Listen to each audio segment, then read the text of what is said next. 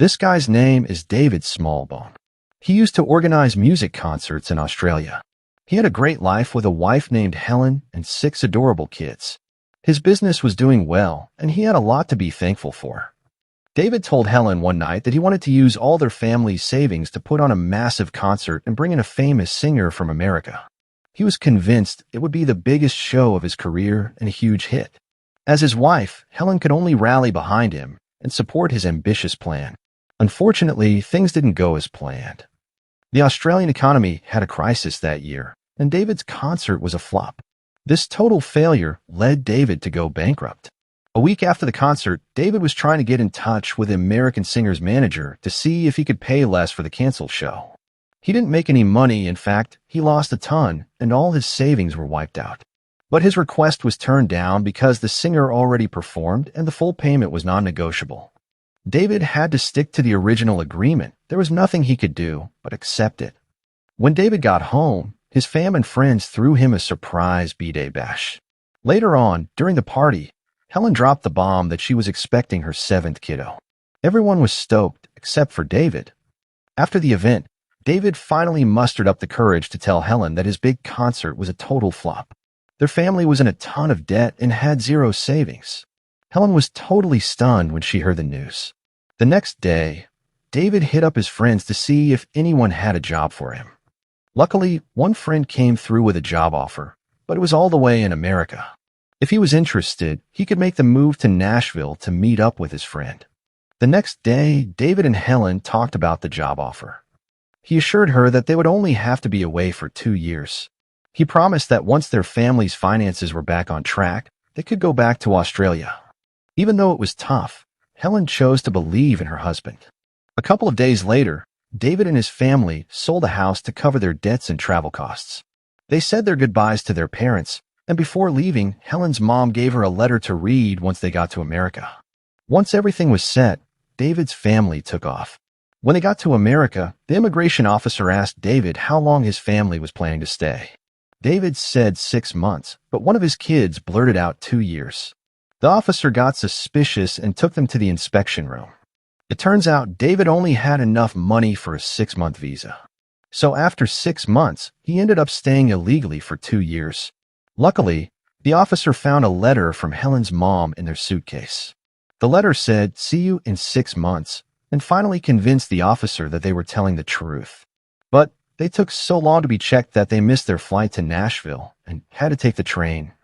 At night, at the bus station, David tried to call his buddy from a payphone. They were supposed to meet up 2 days ago, but he only just got there because he missed his flight. Since there was no answer, David carried on with his trip. The next night, when they got to the place they were staying, everyone was surprised to see that the house was completely empty with no furniture. Helen didn't want her children to get sick sleeping on a floor, so she made beds out of clothes for them to sleep on. The next day, David went to see his friend, but before he could ask about his job, his friend told him that he had given it to someone else because David didn't show up yesterday like he was supposed to. David was totally taken by surprise when he heard that. Back at home, when David told Helen what happened, she was totally surprised and said she needed some time to chill out. Then, in their bedroom, Helen cried and let out all her anger. But in the middle of feeling hopeless, she saw a letter from her mom. The letter didn't really say anything important, but it reminded her that their family was able to go to America because of that letter. She figured there must be a reason for everything, like it's all part of God's plan. After cooling off, Helen, who was bummed out before, actually boosted David's spirits. Their family had to come together and stick it out to make it through. That night, David and Helen decided to fill their kids in on the family's money situation. Helen explained that they needed to tighten their belts and work together as a family until their dad found a job. The next day, David and his family went to church to pray to get through life's challenges. After the service, they met a super nice couple named Kay and Jed. In the afternoon, while they were cleaning the yard at home, a neighbor said hi and made a joke about hiring them to clean their yard. When David's son heard the joke, he came up with the idea to start a lawn service and house cleaning business. They finally got going. Throughout the day, they had more and more people paying for their service, so they were able to make some money. They also managed to save some money by using coupons when buying groceries and only getting what they really needed. It had been a few months, And even though David's cleaning business was doing well, he still couldn't find a job. One day, when David and his family went to offer their services to the biggest house in the complex, they were surprised to see that the owner was a singer named Eddie. Back when Eddie was just starting out, David had always turned him down for gigs. David only wanted to work with famous singers and had rejected amateur ones like Eddie. Feeling embarrassed, David quickly asked his kids to leave. Seeing how David's life had turned out, Eddie felt bad and decided to hire their services. While cleaning, David kept an eye on Eddie, who was busy with his work schedule. He felt super embarrassed because the guy he used to think was less than him had become really successful. And deep down, he was totally jealous. 2 days later, while the neighbors were having a picnic, Kay asked Helen to come over to her place for Thanksgiving the following day. She reassured Helen that her husband would give them a ride, so they didn't have to stress about getting there. The next day, when Jed came to David's house to pick them up, he was surprised to see that there was no furniture. He didn't want to upset David, so he just stayed quiet and pretended not to notice. When they got to Jed's house, everyone sang together before the event started. When David's daughter Rebecca started singing, everyone went silent because her voice was so beautiful. During the event, Jed mentioned that Rebecca has the potential to be a singer and suggested that David should help promote her to a music producer, but David wasn't really into the idea. A couple of weeks later, on Christmas Eve, when David's family was eating dinner, they heard a bunch of car noises. Turns out Jed and the neighbors showed up with some unused household furniture as Christmas gifts for David and his family. They were so moved by their kindness.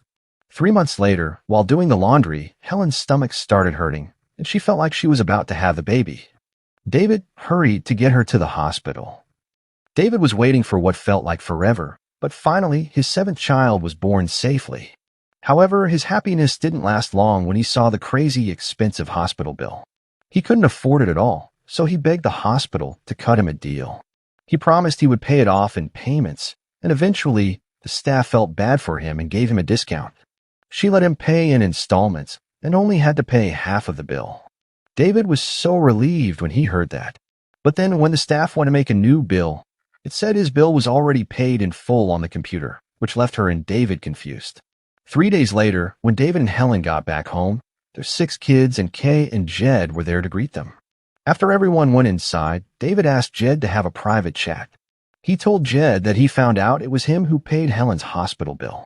Instead of saying thanks, David got mad.